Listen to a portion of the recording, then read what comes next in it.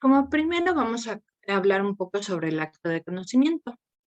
Tenemos que tomar mucho en cuenta que este es un proceso psíquico que realizamos en cuanto somos sujetos conscientes, conscientes en la aprehensión mental de una cosa. Es decir, que la acción inicia con la aprehensión del objeto, luego surge del interés consciente por conocer las propiedades que caracterizan a dicho objeto y obtener con ello el conocimiento por el sujeto.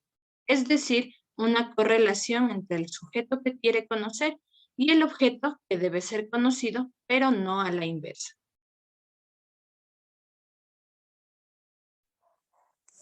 Los obstáculos del conocimiento son las limitaciones o impedimentos que afectan la capacidad de las personas para construir un conocimiento real o empírico.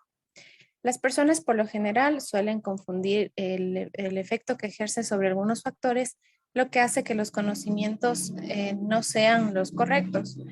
Y obviamente esto afecta el aprendizaje. De acuerdo con Bacherland, se dan 5 obstáculos principales a saber: la experiencia básica o conocimientos previos, el obstáculo verbal, el peligro de la explicación por la utilidad, el conocimiento general y el obstáculo animista. Los conocimientos previos. Los individuos antes de iniciar cualquier estudio tienen un conjunto de ideas que son propias de cómo o el por qué se dan las cosas. Estas ideas suelen ejercer una potente influencia ya que pueden llegar a limitar el proceso de aprendizaje. Dentro de estas tenemos las concepciones espontáneas. Estas concepciones se forman a partir de que somos niños, acerca del mundo en que nos rodea y de los hechos de la vida cotidiana. Las concepciones inducidas son creencias inducidas debido a los procesos de socialización, es decir, son los que se originan dentro del entorno familiar, social y por la influencia de los medios de comunicación. Concepciones analógicas son las que se derivan de las comparaciones que se realizan en los hechos de la vida cotidiana. Así, la comprensión del concepto se basa en la formación de analogías generadas por las propias personas, sea en su entorno familiar o en su vida escolar. Conocimiento general. Cuando explicamos el uso de generalizaciones, se suele caer en muchas equivocaciones porque varios de los conceptos suelen ser vagos o indefinidos. Se dan definiciones demasiado amplias que pueden llegar a describir los fenómenos o los hechos y dejan de lado los aspectos esenciales de las cosas. El conocimiento pragmático y utilitario. Este plantea una serie de problemas a la hora de definir un término, porque se tiende a reducir y sintetizar conceptos a través de la utilidad y beneficio. El obstáculo animista. Los niños tienden a explicar ciertos fenómenos haciendo analogías. Por ejemplo, cuando se les hace la pregunta de qué es el movimiento, ellos suelen responder que el movimiento es aquello que se mueve como los animales o la gente. El obstáculo verbal se presenta cuando mediante una sola palabra o una imagen se quiere saber o explicar un concepto. Por ejemplo, cuando se pregunta qué es una flor, solamente la respuesta sería que es un adorno, porque sustituye el concepto de una palabra que designa por las utilidades o el empleo que se le da.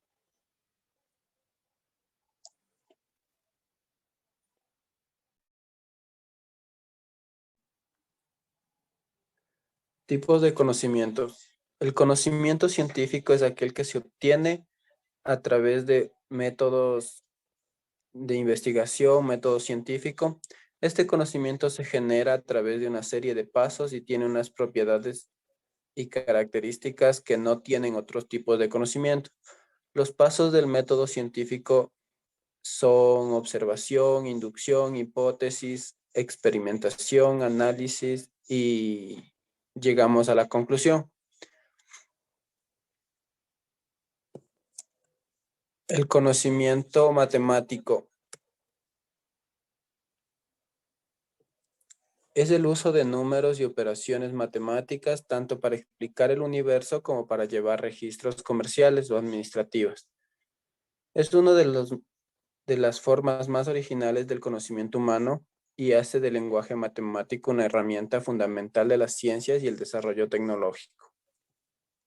El conocimiento filosófico es el que contiene la serie de conclusiones a las que el ser humano es capaz de llegar mediante el razonamiento filosófico, es decir, mediante métodos reflexivos, críticos y deductivos que lo propone la filosofía. El conocimiento filosófico también es distinto del científico o el teológico por proceder como en sus propósitos, ya que no aplica a los diferentes métodos.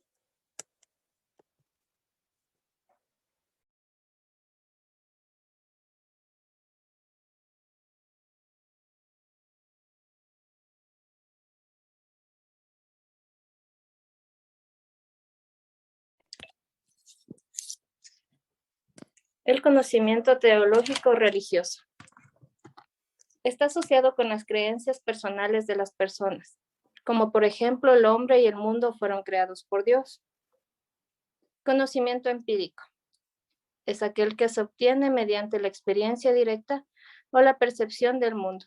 Es el conocimiento que nos dice cómo es el mundo que existe y cuáles son sus características, como por ejemplo el aprender a manejar bicicleta. El conocimiento intuitivo. Este tipo de conocimiento se obtiene sin análisis ni razonamiento previo, sino es fruto de procesos inconscientes que lo llamamos intuición. El conocimiento práctico. No puede ser representado de una manera formal, sino el sujeto lo va adquiriendo a través de la práctica. Este es el tipo de conocimiento que se tiene cuando se poseen las destrezas necesarias para llevar a cabo una acción, como por ejemplo, aprender a tejer. El conocimiento directo, por su lado, es el conocimiento que tiene como objetivo que se obtenga el conocimiento mediante la experimentación directa con un objeto o con el mundo que lo rodea. Y el conocimiento privado es el que se obtiene a través de las experiencias propias o personales. Al ser estas experiencias privadas, no se puede acceder a ellas, como por ejemplo es el conocimiento que vamos adquiriendo día a día, sea laboral o estudiantil. Muchas gracias por su atención. Esto ha sido todo de la unidad 1. Buen día.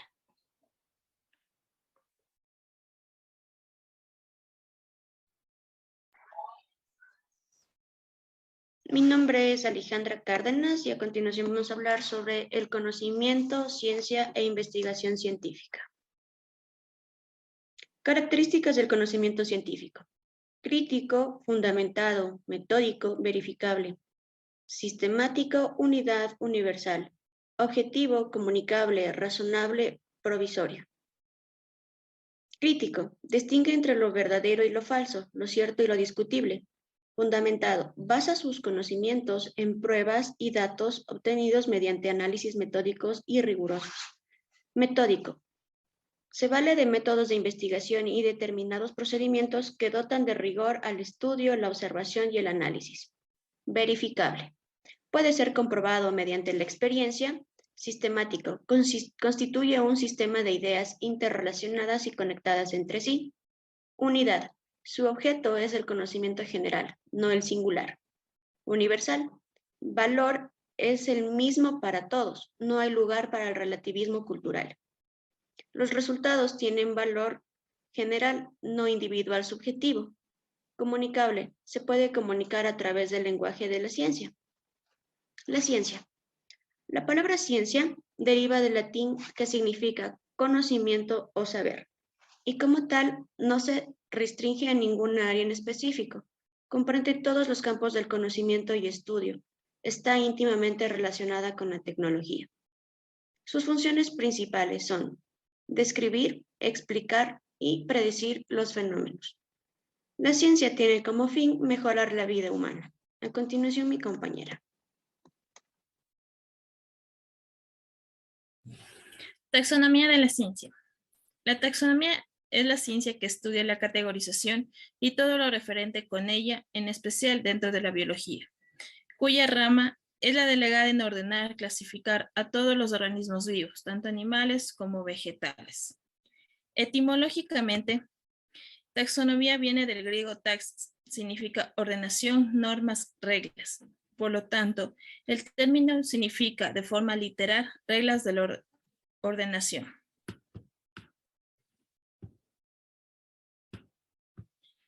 Taxonomía es un término que también puede denominarse clasificación y abordarse por dos criterios, como es extrínseco, intrínseco. Extrínseco toma presente las propiedades externas del ser vivo, referente a su forma, tamaño, color, entre otros, siendo esta clase de criterio arbitrario. Intrínseco toma en cuenta las características internas de los seres vivos, como su composición y estructura interna, para lo cual debe realizarse una investigación profunda de la especie.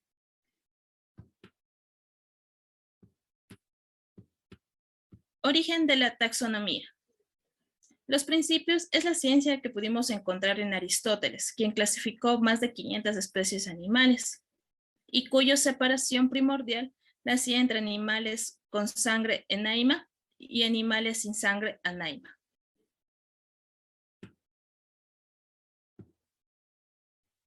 Taxonomía de Bloom en la educación. La taxonomía de Bloom se aplica en el campo de la enseñanza, que ha sido engendrada y realizada en 1956 por Benjamín. En ella se establecen los niveles en los que pueden ir superando los estudiantes para el fin de aprender y superar al maestro.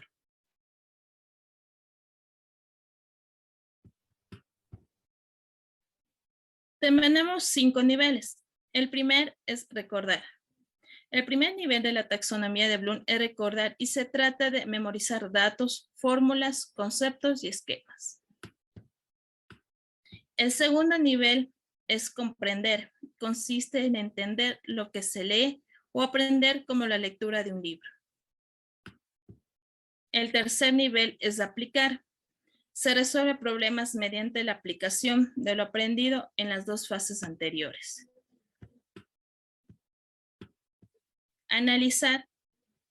Se trata de descomponer la información e identificar causas y consecuencias.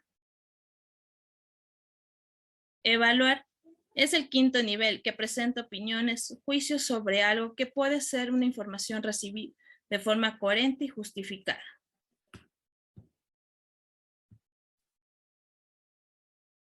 A continuación, mi compañera.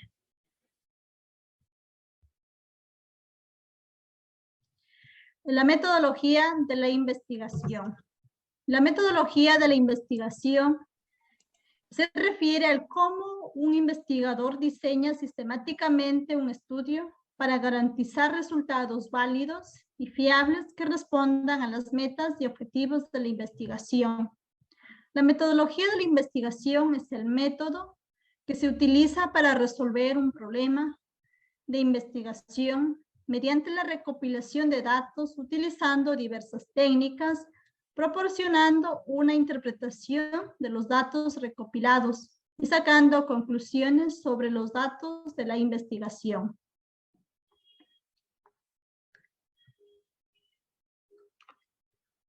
El método científico es un proceso destinado a explicar fenómenos, establecer relaciones entre los hechos y enunciar leyes que expliquen los fenómenos físicos del mundo y permitan obtener en estos conocimientos aplicaciones útiles al hombre. Aquí tenemos el procedimiento que se sigue en el método científico. Primero, la observación, la inducción, la hipótesis, la experimentación, el análisis y la conclusión. ¿Qué es la metodología y para qué sirve? La metodología de la investigación es un conjunto de procedimientos para diseñar e implementar la investigación científica, así como determinar la ruta a seguir y establecer qué criterios son válidos. Para ello, además de confiar las fases del proceso. ¿Para qué sirve? Sirve como una herramienta de investigación a sucesos íntimos o complejos de cualquier otro. También sirve para generar pistas con respecto a la conducta humana y así continuar con otro tipo de investigaciones. El científico Kaplan dice que la metodología es como disposición intelectual, como forma de pensar, reaccionar y actuar. Todo ello implica una actitud hacia el orden y coherencia manifestados en el amor a la verdad.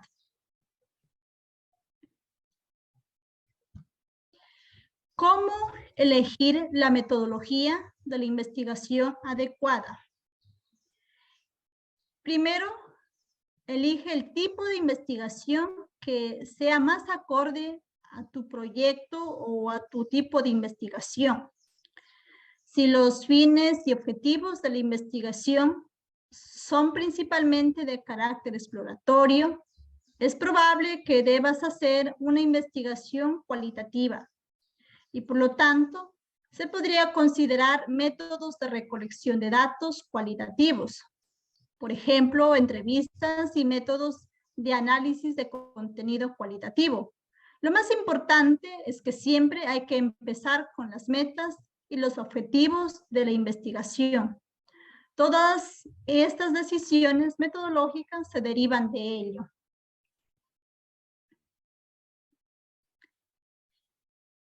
Aquí tenemos el procedimiento al que hay que considerar en el momento de elegir la metodología de la investigación. ¿Qué metodología de investigación siento que es más acorde a mis intereses como investigador? ¿Qué metodología de investigación es más prudente para trabajar el tema? ¿Cuál es mi forma de concebir la realidad? De acuerdo a estas reflexiones, ¿con qué tipo de investigación me quedo para realizar la investigación? Estos son pasos los cuales que tenemos que tener en cuenta al momento de elegir el tipo de metodología que sea acorde a nuestra investigación.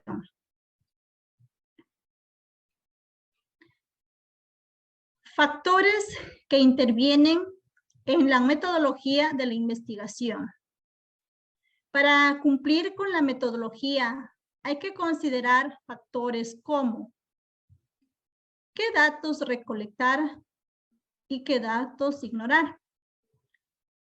¿A quiénes vas a acudir para recolectar la información en investigación?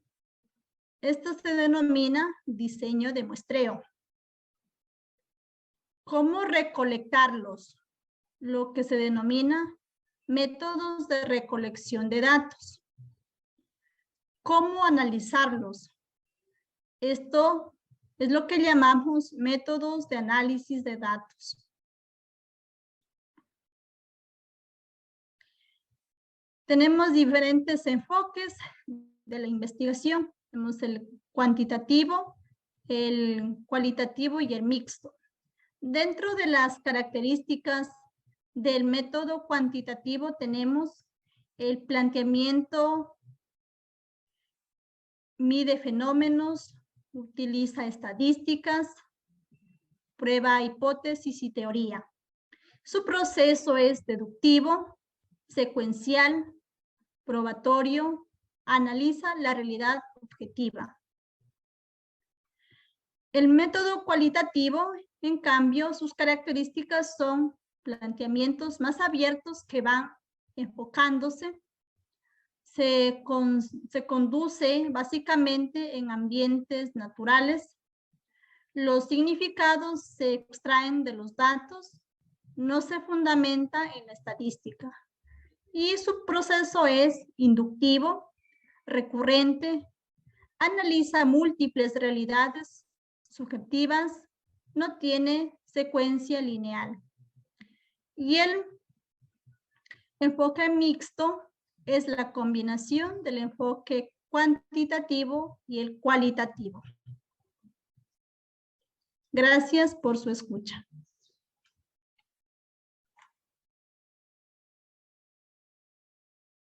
Ciencia, técnica y tecnología.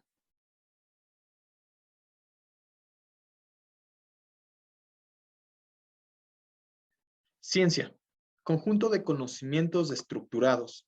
Se denomina ciencia a todo el conocimiento saber constituido mediante la observación y el estudio sistemático y razonado de la naturaleza, la sociedad y el pensamiento. Técnica, conjunto de procedimientos, normas y reglas para conseguir un resultado. Como técnica, se define la manera en que un conjunto de procedimientos, materiales o intelectuales a su vez es aplicado en una tarea específica, con base en el conocimiento de una ciencia o arte. Tecnología, conjunto de medios y actividades mediante el cual el hombre desea cambiar su entorno para satisfacer sus necesidades. Actividades de la tecnología. Bueno, acá se divide en tres partes: la investigación, el desarrollo y la ejecución. Esto logra desarrollar productos de tecnología como pueden ser bienes, procesos y servicios. Relación entre ciencia, técnica y tecnología.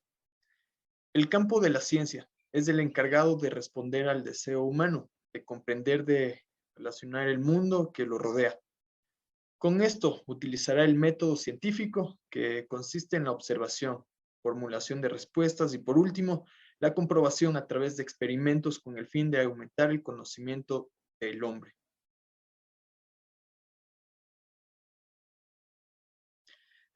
La técnica está definida por un conjunto de procedimientos que tiene el objetivo la obtención de resultados gracias a la capacidad del hombre.